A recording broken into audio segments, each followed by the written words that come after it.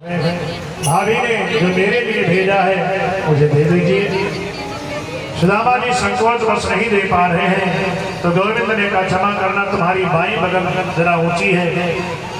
ऐसे बगल में हाथ बढ़ा करके पोटली को गोविंद ने छींची और जैसे ही गोविंद के हाथ में पोटली आई, गोविंद के समझने में 1 मिनट भी समय नहीं लगा।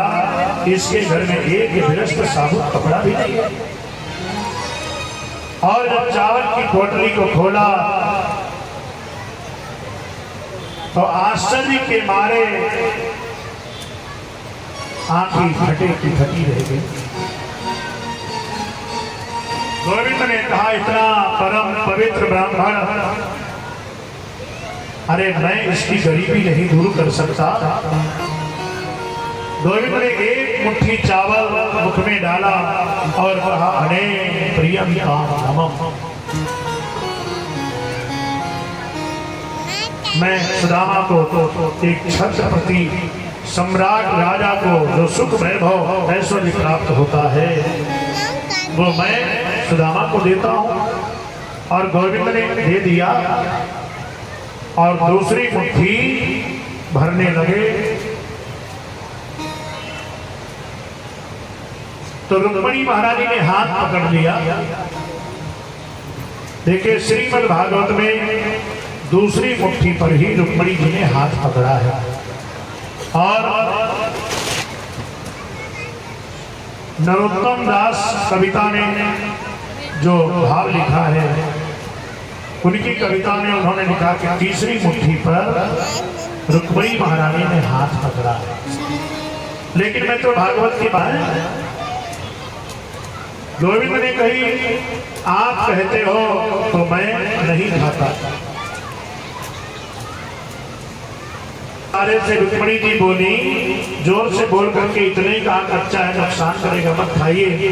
और अंतरंग इशारे से बोली, बड़े बरस रहे हो पंडित जी के ऊपर। उन्होंने सीने पर पैर का प्रहार कहा, कच्चा है नुकसान करेगा मत खाइए।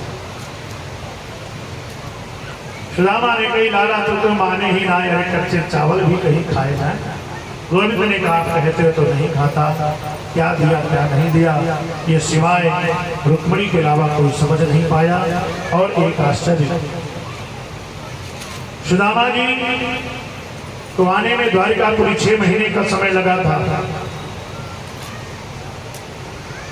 और एक रात्रि से ज्यादा रुके नहीं। आज दोपहर में आए, रात्रि में विश्राम किया और प्रातः काल सुदामा ने हाथ जोड़ करके कही, लाला तेरी द्वारिका देख लई, नाती पोता बेटा बेटी सबसे मुलाकात भी हो गई, अब घर जाने की बड़ी इच्छा है, कभी तेरी भाभी को लेकर के आऊंगो। गोविंद ने रोका भी नहीं, जाइए। सुदामा जी जैसे आया था वैसे ही चला गया, कपड़े तक नहीं बदला।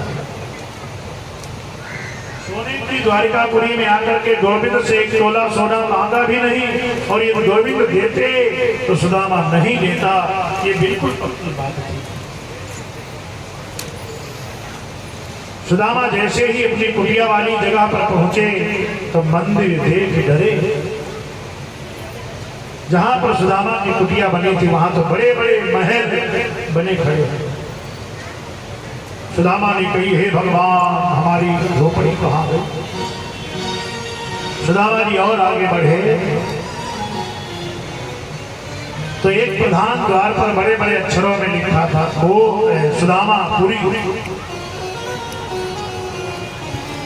सुदामा ने मन में कही, सुदामा तो नहीं हो लेकिन मेरी पूरी होने का तो कोई मतलब होता नहीं। सुदामा जी और आगे बढ़े तो द्वारिकापुरी की तरह वहां भी 2 द्वारपाल खड़े थे। सुदामा ने उन द्वारपालों से पूछा, रे भैया ये कौन सी पुरी है। तो द्वारपालों ने कहा कि सुदामापुरी।